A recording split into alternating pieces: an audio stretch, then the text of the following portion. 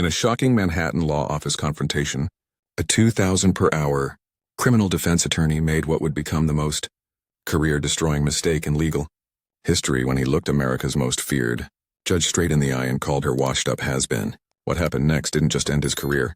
It sent shockwaves through the entire legal system and left his billionaire client so horrified that she fired him on the spot in front of everyone. But here's what nobody knows. Here's the secret that makes this story absolutely explosive. This wasn't just any ordinary lawyer getting humiliated. This was Marcus Sterling, the man who had never lost a case in 15 years. The attorney who charged more per hour than most people make in a month. The legal shark who had destroyed prosecutors' careers and made judges tremble. And the woman he just insulted? She wasn't just Judge Judy from TV. She was about to reveal something about her past that would make Sterling's blood run cold and expose a connection between them that nobody saw coming. Stay tuned, because what you're about to witness isn't just a lawyer getting destroyed. It's the moment when 15 years of legal arrogance met 30 years of courtroom fury, and the explosion was so devastating that it changed everything. Before we dive into this incredible case, tell me in the comments where you're watching from. I love seeing where my viewers are around the world, and don't forget to hit that subscribe button so you never miss more unbelievable cases like this one. Now sit back, relax, and enjoy the video. The mahogany-paneled office gleamed under crystal chandeliers as cameras captured every second of what was supposed to be a routine legal consultation. Marcus Sterling, Manhattan's most expensive and most arrogant criminal defense attorney, sat behind his massive desk wearing a custom Italian suit that cost more than most people's cars. His reputation preceded him everywhere. The man who had gotten serial killers acquitted, who had made federal prosecutors resign in shame, who had built an empire on his ability to destroy anyone who stood in his way. Across from him sat Judge Judy Scheindlin. But Sterling had no idea that he was looking at the one person in America who couldn't be intimidated, couldn't be bullied, and was about to end his career with words more devastating than any verdict. Between them, watching with growing unease, sat Victoria Blackwood, the billionaire pharmaceutical heiress whose federal money laundering charges had made headlines across the country. She had paid Sterling's astronomical retainer because she needed the best. She needed someone who could work miracles. She needed the man who never lost. But in the next few minutes, she would discover that her miracle worker was about to become her worst nightmare. Sterling leaned back in his leather chair, his confidence radiating through the room like a weapon he had perfected over 15 years of legal dominance. He had requested this meeting with Judge Judy because Victoria's case required television appearances, media management, public opinion manipulation, and he thought he could control the legendary judge just like he controlled everyone else in his world. His ego had grown so massive, his success so intoxicating, his power so absolute that he truly believed he could intimidate the woman who had terrified lawyers for decades. The man who had made grown prosecutors cry was about to discover what real fear felt like. Victoria shifted uncomfortably in her chair, something in Judge Judy's eyes making her stomach twist with dread. Because she could see what Sterling couldn't see. She could sense what his arrogance had blinded him to. She could feel the storm that was about to destroy everything she had paid millions to protect. The room temperature seemed to drop as Sterling opened his mouth to speak, completely unaware that he was about to unleash forces that would hunt him down, destroy his reputation, and end the career he had spent 15 years building. His next words would trigger a chain reaction so devastating that it would be talked about in law schools for generations.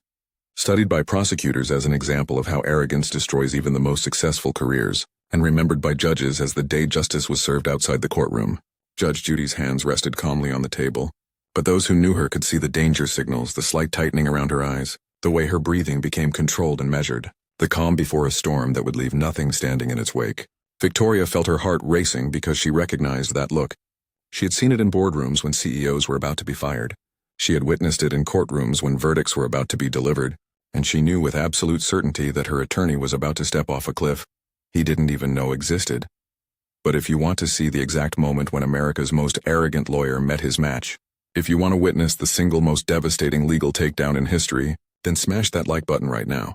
Because what happens next will leave you speechless. Drop a comment below and tell me, have you ever seen someone's ego destroy their entire life in real time? Don't forget to subscribe because this story gets so much more shocking, so much more unbelievable, and by the end you'll understand why this moment changed the legal world forever. Trust me, you've never seen anything like what's about to happen. And you definitely don't want to miss the secret connection between Sterling and Judge Judy that makes this destruction even more personal than anyone imagined.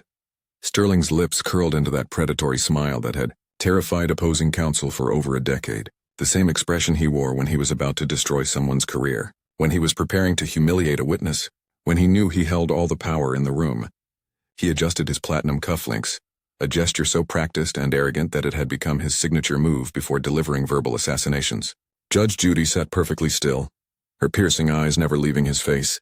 But Sterling was too intoxicated by his own superiority to notice the warning signs, too drunk on 15 years of legal dominance to recognize that he was staring into the eyes of someone who had been breaking arrogant men like him since before he was even born. Victoria felt her chest tighten with dread because she could see what was coming. She could feel the tension crackling in the air like electricity before a lightning strike, and every instinct in her body was screaming that her attorney was about to make a mistake that would cost her everything. Sterling leaned forward with the confidence of a man who had never been challenged, never been defeated, never been made to pay for his cruelty, and when he spoke, his voice dripped with the kind of condescension that had made him legendary in Manhattan's legal circles. "Look here, Judy," he said, emphasizing her first name like it was an insult, like he was talking to a secretary instead of a legal legend. "I appreciate you taking this meeting, really I do, but let's be honest about what this is." He paused for dramatic effect, savoring the moment like a predator playing with its prey. "Your little daytime TV judge show was entertaining for what it was. Cute even. But that was small-time television drama, not real law, not the kind of high-stakes federal criminal defense that actually matters in this world." The words hung in the air like poison, each syllable carefully crafted to wound, to diminish, to destroy. "You're washed up now, Judy. It has been living off old television reruns, and frankly, I'm not sure why my client thought you could be relevant to a case of this magnitude." The silence that followed was deafening, the kind of quiet that comes before explosions, before earthquakes, before worlds are torn apart. Judge Judy's hands remained perfectly still on the mahogany table, but Victoria could see the slight tightening of her jaw, the way her breathing became deeper and more controlled, the calm composure of someone who had been underestimated her entire career and had learned to weaponize that mistake. Sterling, completely oblivious to the danger he had just unleashed, actually chuckled to himself, pleased with his verbal assault, satisfied that he had put this television personality in her place, convinced that he had established dominance in the room like he always did. "This is real law, Judy. Federal criminal defense where careers and fortunes are made or destroyed, where reputations that took decades to build can crumble in a single trial. And honestly, I think you should stick to what you know best, which is entertaining housewives and retirees with your little courthouse theatrics." Victoria's face went pale as she watched her attorney's words hit their target. But what terrified her wasn't Judge Judy's reaction. It was the complete absence of reaction, the stone-cold composure that reminded her of mob bosses she had seen in movies, the kind of deadly calm that preceded total annihilation. Judge Judy slowly tilted her head, studying Sterling with the intensity of a surgeon examining a tumor. And when she finally spoke, her voice was so quiet, so controlled, so loaded with barely contained fury that it made the room feel like a tomb. "Mr. Sterling," she said, each word measured and precise, "I see that your reputation for arrogance is well-deserved, but I'm curious about something." Sterling's smirk widened because he thought he had won, thought he had successfully intimidated another opponent, thought he was about to receive the submission he always demanded. "Are you familiar with the concept of due diligence? Research, basic professional competence? Because if you were, you might have discovered some very interesting facts about my background before making such bold statements about my qualifications." The temperature in the room seemed to plummet as Judge Judy's words began to sink in, and for the first time in his career, Sterling felt a flicker of uncertainty, a tiny crack in his armor of absolute confidence. Victoria gripped the arms of her chair so tightly her knuckles turned white because she recognized that tone. She had heard it from federal judges right before they handed down life sentences. She had witnessed it from board directors moments before they destroyed entire companies. "You see, Mr. Sterling," Judge Judy continued, her voice gaining strength and authority with every syllable, "your little performance just revealed everything I need to know about your competence as an attorney, your judgment as a professional, and your fitness to represent anyone facing serious federal charges." Sterling's smile faltered for the first time in 15 years because something in Judge Judy's eyes told him that he had just made a mistake that would follow him for the rest of his career. The arrogant attorney who had never lost a case was about to discover what losing felt like. And the woman he had just insulted was preparing to teach him a lesson that would destroy everything he had spent his life building. What Sterling didn't know, what his arrogance and massive ego had blinded him to, was that the woman sitting across from him wasn't just some retired television judge looking for relevance.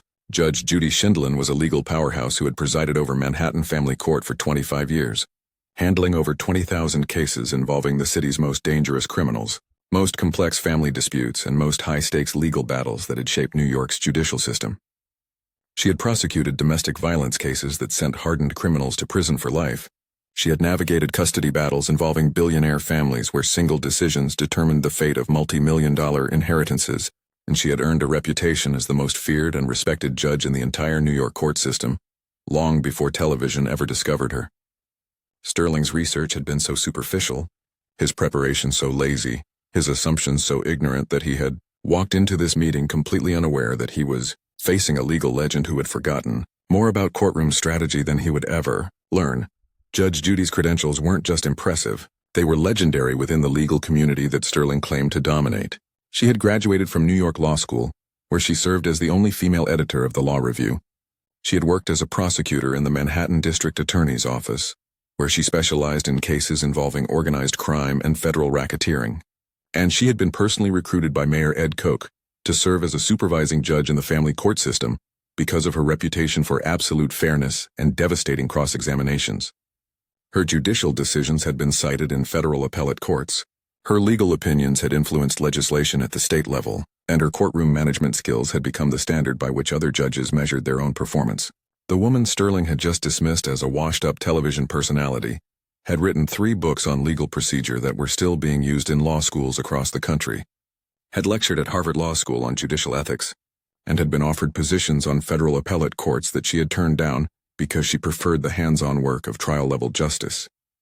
But here's what made Sterling's insult even more devastating. Here's the secret that was about to destroy his world completely. Judge Judy hadn't just built her reputation in courtrooms. She had built it specifically by dismantling arrogant attorneys who thought they could intimidate her with expensive suits and condescending attitudes. She had a special talent for identifying lawyers who valued style over substance, who confused arrogance with confidence, who believed that charging astronomical fees somehow made them immune to judicial authority. During her 25 years on the bench, she had disciplined more attorneys for courtroom misconduct than any other judge in Manhattan. She had recommended more lawyers for ethics violations than the rest of the family court combined, and she had personally destroyed the careers of dozens of attorneys who had made the fatal mistake of showing her disrespect. Sterling had just revealed himself as exactly the kind of lawyer Judge Judy had spent her career hunting down and eliminating. And now she was preparing to use every weapon in her arsenal to teach him why respect for the law and respect for those who serve it isn't optional, it's survival. Judge Judy's voice cut through the silence like a scalpel, each word delivered with surgical precision that made the room feel like an execution chamber. Mr. Sterling, since you clearly didn't bother to research the person you just insulted, let me educate you about something that might save what's left of your pathetic excuse for a legal career. Sterling's confident smirk began to crack as he heard something in her tone that he had never encountered before, a level of authority and controlled fury that made his stomach twist with the first real fear he had felt in 15 years. I didn't just preside over a television courtroom, you ignorant fool. I presided over Manhattan Family Court for 25 years, where I handled more serious criminal cases in a single month than you've handled in your entire career. Victoria watched in growing horror as Judge Judy's words began to demolish her attorney's confidence piece by piece, each revelation hitting like a sledgehammer against glass. You want to talk about real law, Mr. Sterling? I've sentenced murderers to life in prison while you were still in law school learning basic procedure. I've dismantled organized crime families while you were chasing ambulances for personal injury settlements. I've handled federal racketeering cases that involved more money than your entire practice will ever see. Judge Judy leaned forward, her eyes burning with decades of accumulated authority. But here's what makes your performance today particularly entertaining, you arrogant little man. I've spent my entire career identifying and destroying lawyers exactly like you. Attorneys who mistake expensive suits for competence, who confuse arrogance with skill, who believe that intimidation can replace actual legal knowledge. Sterling's face went pale as the reality began to sink in that he had just attacked someone infinitely more powerful and experienced than himself. I've reviewed your recent cases, Mr. Sterling, and your record is pathetic. 3 major losses in 6 months, 2 malpractice suits pending, and a reputation for courtroom theatrics that has made you a laughingstock among serious legal professionals. Judge Judy's voice rose with righteous fury. You charge your clients astronomical fees while delivering amateur-level representation, and now you have the audacity to question my qualifications? You're not a real lawyer, you're a con artist in an expensive suit, and your client deserves to know exactly what kind of incompetent fool she's paying to represent her. Victoria felt her world crumbling as she realized that her miracle attorney was being exposed as a fraud in real time. Your arrogance just cost your client any chance of effective representation, because instead of focusing on her defense, you decided to attack someone whose legal experience spans longer than your entire pathetic career. Judge Judy's final words landed like a death sentence. Mr. Sterling, I've destroyed the careers of better lawyers than you for far less disrespect than you've shown today. You're about to learn why smart attorneys treat judges with respect, and why stupid ones end up as cautionary tales. The room fell dead silent as Sterling realized he had just committed professional suicide, and his client was about to witness the complete destruction of everything he had built.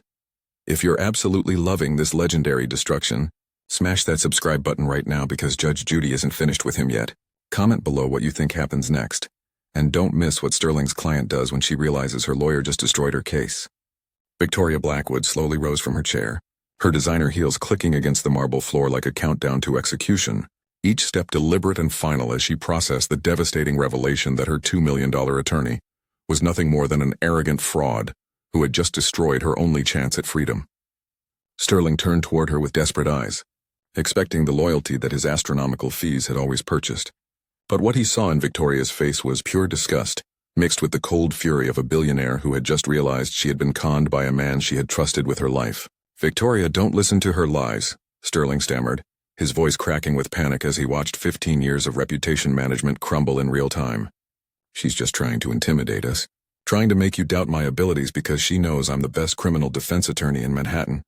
But Victoria raised her perfectly manicured hand to silence him, the same gesture she used in boardrooms when she was about to fire executives who had disappointed her. Mr. Sterling, Victoria's voice was ice-cold and razor-sharp, carrying the authority of someone who had built pharmaceutical empires and destroyed competitors without mercy. Judge Scheindlin is absolutely right about everything, and your pathetic performance today has revealed exactly what kind of lawyer I've been paying to represent me.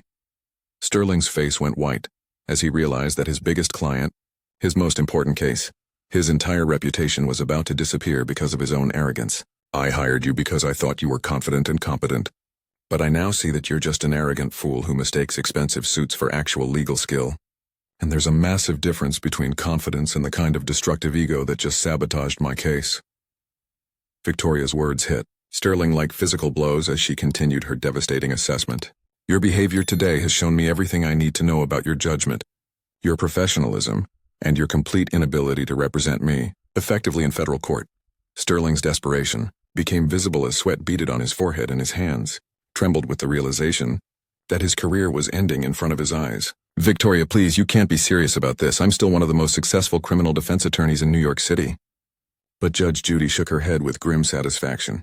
No, Mr. Sterling. You were one of the attorneys in this city until about 5 minutes ago. But your reputation just took a hit that it will never recover from, and your client is smart enough to recognize incompetence when she sees it. Victoria gathered her expensive handbag and coat with the finality of someone who had made an irreversible decision. Mr. Sterling, you're fired, effective immediately, and I'll be demanding a full refund of your retainer since you've proven yourself incapable of providing the competent representation I paid for.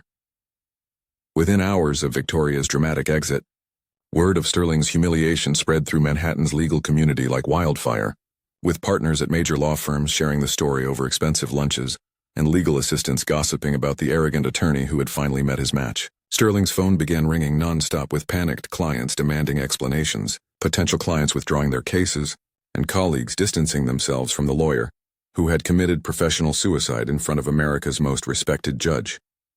The legal world is smaller and more connected than most people realize, and reputation is everything in a profession where trust determines whether careers flourish or die.